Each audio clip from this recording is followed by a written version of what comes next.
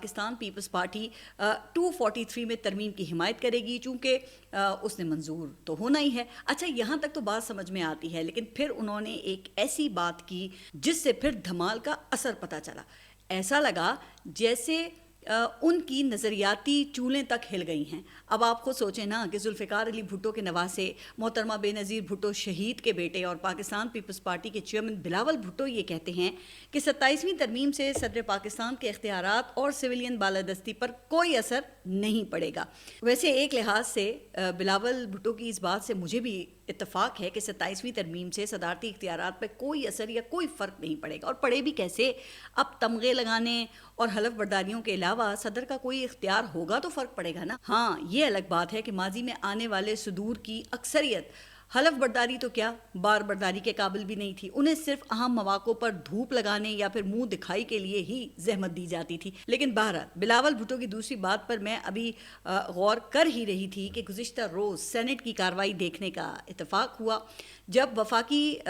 وزیر قانون اعظم نذیر تارڑ 27ویں ترمیم کا بل پیش کر رہے تھے۔ یہ وہی اعظم نذیر تارڑ ہیں جو آسما جہانگیر گروپ کے سرکردہ رہنما تھے۔ یہ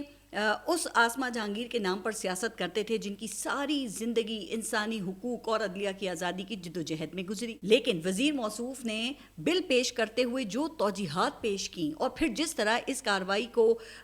چیئرمین سینٹ سید یوسف رضا گیلانی نے کنڈکٹ کیا تو ایسا محسوس ہوا جیسے یہ سینٹ کی کارروائی نہیں بلکہ بچے جمہوروں کا کوئی تماشا چل رہا ہو، جس میں استاد کہتا ہے کہ بچے جمہورے گھوم جا تو وہ گھوم جاتا ہے۔ اب بچے جمہوروں کو ایک ہی مرکز کے گرد پھر اتنی بار گھومنا پڑتا ہے کہ دھمال کا گمان ہونے لگتا ہے۔ دھمال سے پھر ایسی کیفیت طاری ہوتی ہے جس کے بارے میں شاعر کا کہنا ہے کہ پھر فرشتے تیری نصرت کو اتر سکتے ہیں فلک سے، قطار اندر قطار اب بھی۔ اچھا پھر فرشتوں کی نصرت کا یہ اثر نظر آیا، جہاں سے بلاول بھٹو کا دھمال ختم ہوا وہیں سے اعظم نذیر تارڑ کا شروع ہوا۔ وہ بھی جھوم کے پاؤں رکھنے کی کوشش کرتے نظر آئے۔ وزیر موصوف نے یہ فرمایا کہ فیلڈ مارشل کوئی عہدہ یا رینک نہیں، صرف ایک خطاب ہے جو قومی ہیروز کو دیا جاتا ہے، جو دیتا تو وزیر اعظم ہے، لیکن اب واپس لینے کا اختیار وزیر اعظم سے چھین کر پارلیمنٹ کی 2/3 اکثریت کو دینا تجویز کیا گیا ہے۔ اور بدلے میں کیا لیا گیا ہے؟ تو بدلے میں وزیر اعظم نے اپنے لیے پہلے تو صدارتی استثناء لے لیا، لیکن پھر جب خوب اس کے اوپر تنقید ہوئی، خوب اس کو برا بھلا کہا گیا، تو اب وزیر اعظم نے اس چیک کو واپس لینے کی ہدایت کر دی ہے۔ تو شہباز شریف صاحب اگر آپ نے اس چیک کو واپس ہی لینا تھا تو یہ آذربائیجان سے کیبنٹ میٹنگ میں ورچولی بیٹھ کر اس کی منظوری دینے کی آخر کیا ضرورت تھی؟ اسی وقت واپس لے لیتے نا، یا اس وقت یاد نہیں تھا، یا پھر کیبنٹ کے ڈرافٹ میں یہ چیز شامل نہیں تھی، یا پھر اعظم نذیر تارڑ نے خود ہی اسے شامل کر لیا تھا۔ خیر اب شہباز شریف صاحب اپنے ٹویٹ میں یہ کہہ رہے ہیں کہ منتخب وزیر اعظم یقیناً قانون اور عوام کی عدالت میں جواب دہ ہے۔ تو شہباز شریف صاحب یہ چیز تو آپ کو پہلے پتہ ہونا چاہیے تھی نا، کہ آپ صرف تنقید کا انتظار کر رہے تھے؟ ویسے لگتا ہے کہ کسی نے آپ کو سمجھایا ہوگا کہ ایک طرف آپ عمران خان کو بطور سابق وزیر اعظم آپ ان کا ٹرائل کر رہے ہیں، اور دوسری طرف آپ جناب اپنے لیے امیونٹی مانگ رہے ہیں، تو ہو سکتا ہے کہ پھر کچھ شرم ہی آ گئی ہو یا کوئی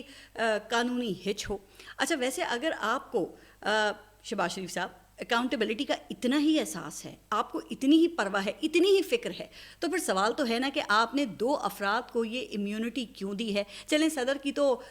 پہلے سے ہی شامل تھی، چلی آ رہی ہے، آپ نے فیلڈ مارشل کو بھی دے دی۔ اچھا بہرحال بات جو ہے وہ بچے جمہوروں کی ہو رہی تھی، جس کی ایک اور جھلک ابھی گزشتہ روز سینٹ اجلاس میں ہمیں اس وقت نظر آئی جب پاکستان تحریک انصاف کے سینیٹر علی ظفر نے یہ اعتراض اٹھایا کہ چونکہ اپوزیشن لیڈر کی نشست خالی ہے تو ایسے میں آئینی ترمیم پر بحث وہ مناسب نہیں ہے، جس کے جواب میں پھر نائب وزیر اعظم اسحاق ڈار اور چیئرمین سینٹ یوسف رضا گیلانی کے درمیان you scratch my back and I scratch yours کا ایک عملی مظاہرہ ہوا۔ اسحاق ڈار نے اپوزیشن لیڈر کے تقرر کی بول وہ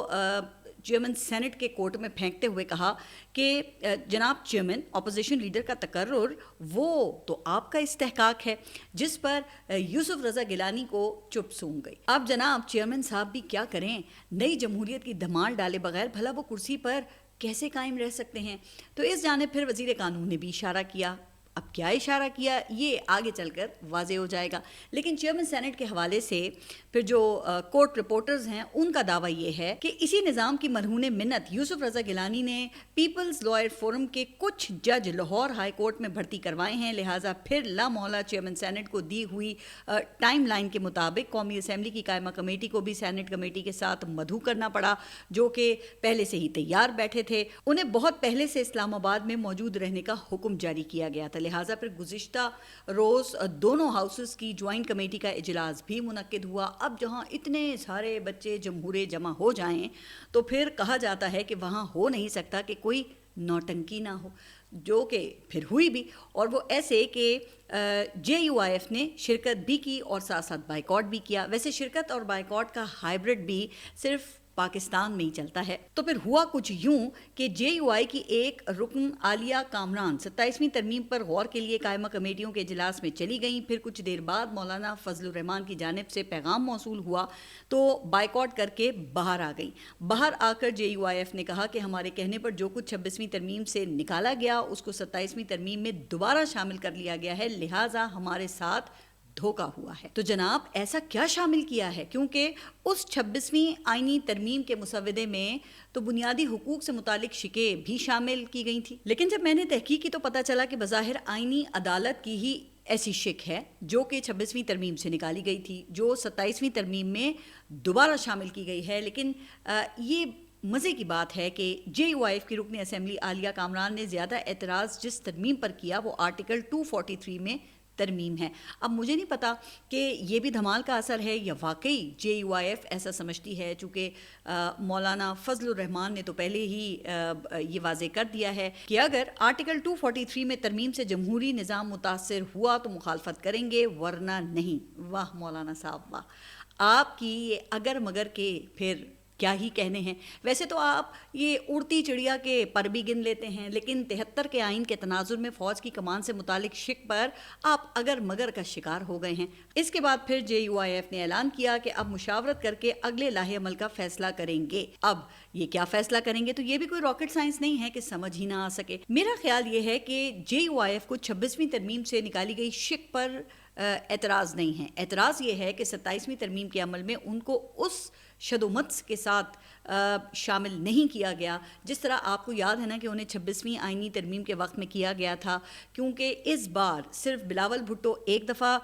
حجت پوری کرنے آئے، پھر ایک بار فیصل وافدہ کو بھیجا گیا۔ اب کہاں وہ 26ویں آئینی ترمیم کے وقت محسن نقوی اور آصف علی زرداری کے مولانا کے گھر کے ڈیرے، اور کہاں آج یہ مولانا کی بے وقتی۔ لیکن جناب یہ وقت کی بات ہے، ایسا تو پھر ہوتا ہے ایسے کاموں میں۔ جس ترمیم کے صدقے مولانا نے پاکستان تحریک انصاف کے حصے کی خصوصی نشستیں قبول کی ہیں نا، اسی فیصلے کے نتیجے میں مولانا کی اہمیت بھی اب کم ہو گئی ہے، کیونکہ حکومتی اتحاد کو 2/3 مولانا کے بغیر ہی مل گئی ہے۔ اب مولانا صاحب کھل کر اپوزیشن کا ساتھ بھی نہیں دینا چاہتے۔ اچھا، اسی لیے انہوں نے ترمیم کے موقع پر بنگلہ دیش جانے کا پروگرام بنا لیا، یعنی کہ نہ وہ یہاں ہوں گے، نہ اسپاٹ لائٹ میں آئیں گے، اور نہ ہی کوئی سوال اٹھے گا۔ لیکن جناب تاریخ تو ان سب سے سوال پوچھے گی نا کہ ہاں جی بتاؤ تمہارا کیا کردار تھا۔ اب مولانا کی جماعت نے تو آپ کو یاد ہے کہ 70ویں ترمیم کے تحت جنرل مشرف کو وردی میں صدر رہنے کی حمایت تک کی ہوئی ہے، تو اب ان کے لیے یہ آرٹیکل 243 میں ترمیم پر یہ اگر مگر کی پخ لگانے کی تو تک ہی نہیں بنتی۔ لیکن وہ کیا ہے کہ دھمال صرف حکومت کا فن تھوڑی ہے، یہ اپوزیشن میں رہ کر بھی تو ہو سکتا ہے، جس کی مثال میں نے 70ویں ترمیم کی دی ہے، جب مولانا اپوزیشن لیڈر ہوا کرتے تھے۔ اسی لیے کہتے ہیں کہ یہاں ہر کوئی تاریخ کی سچائی کے بجائے وقتی اقتدار کے پیچھے ہی بھاگتا ہے۔ جہاں آئین کی خالق جماعت لڑکھڑانے کو تیار رہے تو وہاں بھی مولانا کا زیادہ گلہ بنتا نہیں۔ لیکن خیر، اپوزیشن اتحاد تحریک تحفظ آئین نے آج سے ملک گیر احتجاجی تحریک کا اعلان کر دیا ہے۔ راجہ ناصر عباس نے مجوزہ ترامیم پر افسوس کا اظہار کرتے ہوئے یہ کہا کہ حکومت نے مزید طاقت با اختیاروں کے ہاتھ میں دے دی ہے، لہٰذا اس گھڑی میں پاکستان کے عوام کی ذمہ داری ہے کہ وہ اٹھ کھڑے ہوں اور اس خطرناک آئینی ترمیم کے خلاف آواز بلند کریں، اور اسی طرح کی بات پھر محمود خان اچکزئی کی طرف سے بھی کی گئی ہے۔ لیکن جن کے پاس طاقت ہے نا، وہ ان دونوں کا بطور اپوزیشن لیڈر تقرر کا کا فی الحال تو کوئی بھی ارادہ نہیں رکھتے ہیں، جبکہ نون لیگ اور جو پاکستان پیپلز پارٹی ہے وہ آپ نے دیکھا کہ ایک دوسرے کے اوپر ہی ڈال رہے ہیں اس معاملے کو، حالانکہ دونوں کے ہی اختیار میں یہ نہیں ہے، لیکن یہ بھی نئی جمہوریت کے دھمال کا ایک انگ ہے۔ اب محمود خان اچکزئی نے اس صورتحال پر کہا ہے کہ جس طرح وہ پارلیمنٹ پہ حملہ کر رہے ہیں اور جس انداز سے وہ آئین اور پاکستان کی بنیادوں کو ہلا رہے ہیں، ہمارے پاس کوئی دوسرا آپشن نہیں بچتا۔ اب پتہ نہیں کہ تحریک تحفظ آئین کے پاس جو راستہ بچا ہے اس سے 27ویں ترمیم کی منظوری کے عمل پر پھر کیا اثر یا کیا فرق پڑ سکتا ہے، چونکہ آپ نے دیکھا کہ حکومت بڑی جلدی میں ہے، کابینہ کی منظوری کے لیے وزیر اعظم کی آذربائیجان سے واپسی کا انہوں نے انتظار تک نہیں کیا، وہاں سے ہی وزیر اعظم نے ورچوئل اجلاس میں منظوری دی، حالانکہ رات گئے وزیر اعظم شہباز شریف واپس اسلام آباد پہنچ چکے تھے۔ اچھا، پھر چیئرمین سینٹ کی طرف سے دونوں ہاؤسز کی کمیٹیوں کو ایک ہی جگہ بلا کر مشترکہ منظوری دینے کے فیصلے کو اس سے ذرا آپ ملا کر دیکھیں تو اس سے یہ واضح ہوتا ہے کہ پھر پیر یا پھر زیادہ سے زیادہ منگل تک 27ویں آئینی ترمیم جو ہے وہ منظور کر لی جائے گی۔ ویسے تو پاکستان تحریک انصاف بھی کمیٹیوں سے باہر آ چکی ہے، جبکہ JUIF وہ ہو یا نہ ہو تو اس سے فرق تو نہیں پڑتا، تو اب قائمہ کمیٹی کی چٹ منظوری آنی ہے اور پھر پٹ دونوں نے ٹھپا لگانا ہے۔ پھر یہی تو فائدہ ہے فارم 47 نظام کا کہ ہر پرزہ جو ہے وہ صرف کمانڈ کو فالو کرتا ہے۔ اچھا، اب اہم سوال یہ ہے کہ آخر اس ترمیم میں ایسا خاص کیا ہے؟ تو اگر ون لائنر کہوں تو یہ سیکیورٹی، انسیکیورٹی اور رجیم کو تسلسل دینے کا ایک بلو پرنٹ ہے۔ وہ کیسے؟ تو اس کے لیے ترمیم کی شکوں کو سمجھنا ضروری ہے۔ وزیر قانون کے بقول اس میں 49 شکیں شامل ہیں، جن میں 3 بنیادی اور 2 ضمنی شعبوں کا احاطہ کیا گیا ہے۔ اب کہا یہ جا رہا ہے کہ رجیم کی بنیادوں کو سیمنٹ سریا لگا کر مضبوط تناور درخت بنانے کی کوشش کی گئی ہے تاکہ کوئی بھی آندھی اسے اپنی جگہ سے ہلا نہ سکے، جبکہ ضمنی شعبوں میں اس مضبوط درخت پر لگنے والی شاخوں اور پتوں کے کھاد پانی کا بندوبست کیا گیا ہے۔ تو پھر سب سے پہلے بنیادوں کی بات کرتے ہیں، اور اس میں سب سے پہلے بات آتی ہے اس حکومت کی، اس نظام کی اصل طاقت، جس کو برقرار رکھنے کے لیے اور اسے مزید طاقت دینے کے لیے آرٹیکل 243 میں ترمیم تجویز کی گئی ہے، جس کے ذریعے مسلح افواج کے کمانڈ اینڈ کنٹرول سٹرکچر میں تبدیلی کی گئی ہے۔ اچھا، اب وہ تبدیلی کیا ہے؟ تو تبدیلی یہ ہے کہ اس ترمیم کی منظوری کے بعد جوائنٹ چیف کا عہدہ ختم ہو جائے گا، جبکہ آرمی چیف کے پاس چیف آف ڈیفنس فورسز کا اضافی عہدہ آ جائے گا، جس کے ذریعے دیگر افواج یعنی کہ بحری اور فضائی افواج بھی ان کے انڈر آ جائیں گی۔ اچھا، پھر چیف آف ڈیفنس فورسز کے انڈر ایک اور عہدہ پیدا کیا گیا ہے، اور جو command of national strategic command کہلائے گا، جس کا تقرر چیف آف ڈیفنس کی سفارش پر اور پاک آرمی سے کیا جائے گا، یعنی کہ چیف آف ڈیفنس فورسز جو کہ آرمی چیف بھی ہوں گے، وہ اپنے ہی کسی ماتحت کو کمانڈر اسٹریٹجک کمانڈ مقرر کریں گے۔ دوسرے الفاظ میں آپ وائس چیف سمجھ لیں اس کو، جس کے ذمہ پھر نیوکلیئر ایسڈ کی دیکھ بھال ہوگی، جو اس سے پہلے جوائنٹ چیف دیکھتے تھے۔ اس کے علاوہ ابھی راکٹ فورس وہ بھی بنی ہیں، جس کے انڈر ہر قسم کے کنونشنل، نان کنونشنل میزائل اور راکٹس ہوں گے۔ یہ فورس پاک بھارت حالیہ جنگ کے بعد وجود میں آئی ہے۔ اچھا، ترمیم کی منظوری کے بعد فیلڈ مارشل کا رینک جو ہے وہ پھر تاحیات ہو جائے گا، وہ تاحیات یونیفارم میں رہیں گے۔ جب میں نے یہ پڑھا تو مجھے سینٹ میں اعظم نذیر تارڑ کا بیان یاد آ گیا، جو یہ کہہ رہے تھے کہ فیلڈ مارشل کوئی عہدہ یا رینک نہیں ہے۔ لگتا ہے کہ جلدی میں اعظم نذیر تارڑ نے مسودہ جو ہے وہ صحیح سے پڑھا نہیں ہے۔ ہو سکتا ہے نا کہ شاید آخری وقت میں ان کو ملا ہو، کیونکہ آرٹیکل 243 میں ترمیم کے ذریعے ذیلی شق 7 متعارف کرائی گئی ہے، 7، جس میں واضح لکھا ہوا ہے کہ جب وفاقی حکومت مسلح افواج کے کسی رکن کو فیلڈ مارشل کے عہدے پر ترقی دیتی ہے تو ایسا آفیسر اپنا یہ رینک اور مرات برقرار رکھے گا اور تاحیات وردی میں رہے گا۔ اب آپ دیکھ لیں پھر دھمال کا کمال، جس کی وجہ سے اعظم نذیر تارڑ جیسے جید وکیل بھی دلیل گڑنے سے قاصر ہیں۔ ویسے اعظم نذیر تارڑ صاحب اپنے نظریاتی ساتھی ساتھ ہی وہ جو ایسن بھون ہیں انہی سے پوچھ لیتے جو کب سے یہ 27ویں ترمیم کا ورد کر رہے تھے. خیر پھر 8ویں شک نے تو یہ جو سارا معاملہ ہے وہ کلیئر ہی کر دیا ہے. اب اس مجوزہ شک کے مطابق فیلڈ مارشل قومی ہیرو ہونے کی حیثیت سے اپنے عہدے سے برطرف نہیں کیے جائیں گے سوائے اس صورت کے جب ان پر ایسے الزامات ہوں جن کا ذکر اور پھر برطرفی کا طریقہ آئین کے آرٹیکل 47 میں درج کیا گیا ہے. تو اب پھر وہ طریقہ کیا ہے؟ تو یہ وہی طریقہ ہے جو صدر کو ہٹانے کے لیے آئین میں درج ہے، یعنی کہ مواخذہ، امپیچمنٹ، جس کا مطلب یہ ہے کہ فیلڈ مارشل کو ہٹانے کا طریقہ صدر مملکت کو ہٹانے کے مترادف ہوگا جو پارلیمنٹ کی 2/3 اکثریت ہی کر سکتی ہے. اچھا پھر نویں شک میں یہ بھی تجویز کیا گیا ہے کہ فیلڈ مارشل کو بھی ویسے ہی استثنا حاصل ہوگی جو صدر کو حاصل ہے، یعنی آئین کے آرٹیکل 248 کے تحت، جس کے تحت صدر کے خلاف عہدے پر رہتے ہوئے کسی قسم کا مقدمہ قائم نہیں ہو سکتا. اچھا اب آپ ویسے دیکھیں تو بلاول کی بات وہ ٹیکنیکلی درست ہے کہ آرٹیکل 243 میں ترمیم سے صدر کے اختیارات میں کوئی کمی نہیں آئی ہے، یقیناً نہیں آئی ہے، لیکن ان ترامیم کے ذریعے فیلڈ مارشل کو صدر پر ایک برتری یا فوقیت کہہ لیں حاصل ہو گئی ہے. وہ ایسے کہ صدر تو 5 سال کے لیے آتے ہیں جس کے بعد ان کی جو امیونٹی ہے وہ ختم ہو جاتی ہے، لیکن جو تاحیات رینک پر ہوں گے ان کی امیونٹی تاحیات رہے گی. میرا خیال ہے کہ اس پر بلاول بھٹو کو دھمال کرتے ہوئے ہی صحیح لیکن احتجاج ضرور کرنا چاہیے اور صدر زرداری کے لیے بھی لائف ٹائم امیونٹی کا مطالبہ کرنا چاہیے. خیر ہم واپس یہ 243 پر آتے ہیں. تو بقول راویوں کے شک نمبر 10 کے ذریعے نظام کے تسلسل کے لیے ایک اور میخ ٹھونکنے کی گنجائش رکھی گئی ہے. اس شک کے مطابق وفاقی حکومت فیلڈ مارشل کی کمانڈ کی آئینی مدت پوری ہونے پر، یعنی آرمی چیف کی مدت پوری ہونے پر وفاقی حکومت کے لیے لازم ہے کہ ریاست کے بہترین مفاد میں فیلڈ مارشل کو کوئی ذمہ داری تفویض کرے. اب وہ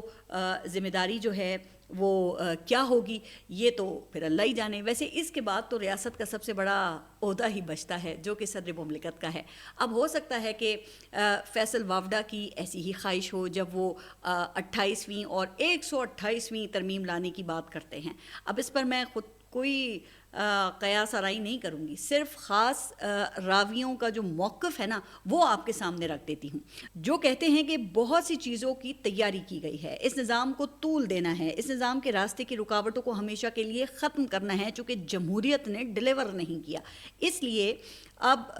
ہائبرڈ جمہوریت کو فروغ دیا جائے گا جس کو تحفظ دینے کے لیے ہر طرح کا آئینی، عدالتی اور انتظامی کور دینے کا بندوبست کیا جائے گا. تو اس حوالے سے پھر وزیر قانون اعظم نذیر تارڑ نے مزید 2 بنیادی نقطے سامنے رکھے ہیں جن میں آئینی کورٹ کا قیام اور ججز کے جبری تبادلوں کے حوالے سے شکیں شامل ہیں. تو پہلے ذرا آئینی عدالت کی بات کر لیتے ہیں. اب وزیر قانون جو ہیں وہ یہ فرماتے ہیں کہ آئینی بینچ کے قیام پر کچھ لوگوں نے کہا کہ عدالت کے اندر عدالت بنا دی گئی ہے، اس لیے ہم نے فیصلہ کیا ہے کہ آئینی عدالت بنائی جائے. ویسے جناب آپ نے یہ کیا فیصلہ کیا ہے کہ عدالت کے اندر عدالت کی غلطی کو درست کرنے کے لیے عدالت کے اوپر عدالت بنا دی ہے؟ اب پیغام رسانوں اور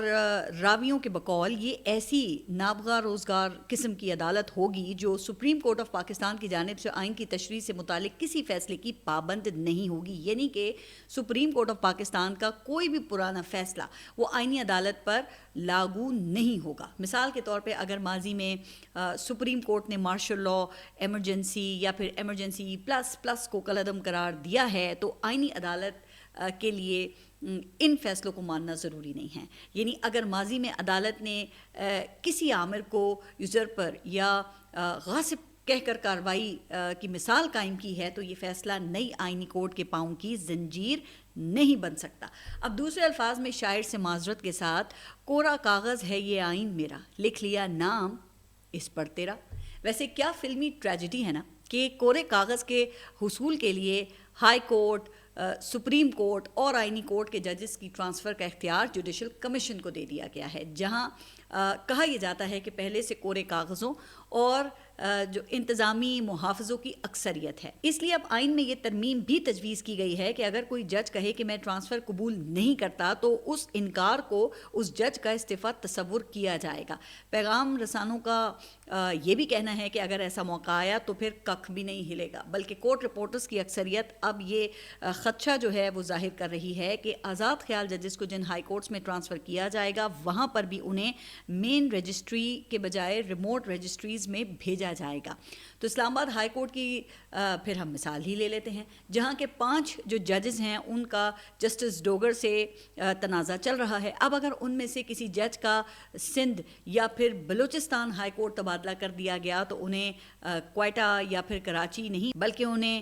تربت، خزدار، سکھر یا پھر لاڑکانہ جیسی رجسٹریز میں بھیجا جا سکتا ہے. یعنی آزاد خیال ججز کے لیے پیغام پھر بڑا ہی واضح ہے کہ مان جاؤ ورنہ گھر جاؤ، مائی وے اور ہائی وے. تو اگر یہ شک منظور ہو جاتی ہے تو اس شک کے متاثرین کے پاس پھر داد رسی کا واحد جو فورم ہے وہ تو آئینی عدالت ہی ہوگا. تو اب آئینی عدالت سے آپ کیا توقع رکھیں گے جہاں پہ اب یہ کہا جا رہا ہے کہ آئینی بینچ جیسے ہی ججز ہوں گے جو اب تک 26ویں ترمیم کا فیصلہ نہیں کر سکے، اور اوپر سے پھر یہ 27ویں ترمیم آ گئی ہے. گویا کہ آزاد خیال ججز سرکاری ملازمین سے بھی نچلے درجے پر چلے گئے ہیں، کیونکہ سرکاری ملازمین کو بھی سروس ٹرائبونل، اس کے بعد ہائی کورٹ، پھر سپریم کورٹ میں اپیل کا حق تو ہوتا ہے، لیکن یہاں ججز کو پین کے ایک سٹروک سے فارغ کر دیا جائے گا. اس کے بعد آپ کسی جج سے آزادی کی پھر کیا توقع رکھیں گے؟ ظاہر ہے کہ پھر مثبت نتائج کا ہی بول بالا ہوگا. اب یہی وجہ ہے کہ آئینی عدالت کے جج کے لیے عمر کی حد جو ہے وہ 68 ایئرز مقرر کی گئی ہے، یعنی کہ 65 سال کی عمر میں سپریم کورٹ سے جو دھڑے میں شامل جج ریٹائر ہوں گے وہ آئینی عدالت میں آ جائیں گے. اچھا، اب اور کسی کا تو مجھے نہیں پتا، لیکن جسٹس امین الدین خان جو ہیں ان کے امکانات روشن ہیں، جو اگلے ماہ ریٹائر ہونے والے ہیں. کہا یہ جا رہا ہے کہ جس مثبت انداز میں انہوں نے آئینی بینچ کی نگہبانی کی ہے اس سے تو لگتا یہ ہے کہ آئینی بینچ کی طرح آئینی کورٹ کی اوپننگ بھی ان سے ہی کروائی جائے گی. البتہ کچھ اور امیدوار بھی کورٹ رپورٹرز کے مطابق شارع دستور کے چکر لگانے میں مصروف ہیں. خیر، اب اصل سوال یہ ہے کہ ایسا کیا کیوں جا رہا ہے؟ تو اس کے لیے بھی میں اپنی طرف سے کوئی قیاس آرائی کرنے کے بجائے حکومت کے اپنے تجزیہ کاروں کی رائے جو ہے وہ آپ کے سامنے رکھ دیتی ہوں. ایسے ہی ایک راوی کے بقول جب یہ محسوس کیا گیا کہ کئی ججز محبت عمران میں بہہ چکے ہیں، عدلیہ میں پرو اسٹیبلشمنٹ اور پرو عمران خان تقسیم ہو چکی ہے، تو پھر یہ سب بندوبست کیا گیا جسے طاقت کے زور اور ڈنکے کی چوٹ پر نافذ کیا گیا، جس کے 2 مقاصد ہیں: ایک ماضی میں جو کچھ ہوا ہے اس کو کور کرنا اور دوسرا اقتدار کو طول دینا. اب یہ 27ویں ترمیم کے محرکین کے جو اپنے تجزیہ کار ہیں وہ یہ باتیں کر رہے ہیں، بلکہ میں تو ایک صحافی کو میں نے تو یہ کہتے ہوئے بھی یہ سنا کہ ہر گزرتے دن کے ساتھ اختلاف رائے کو برداشت کرنے کی صلاحیت کم ہوتی جا رہی ہے، جس کی وجہ سے ایک ایسا نظام تشکیل پا رہا ہے جہاں وزیر اعظم کا کردار وزیر کا اور فیلڈ مارشل کا بادشاہ جیسا ہوگا. اب اگر ایسا ہے تو پھر میرا خیال ہے کہ ایک اور ترمیم لانا پڑے گی جس میں چیف اعظم اور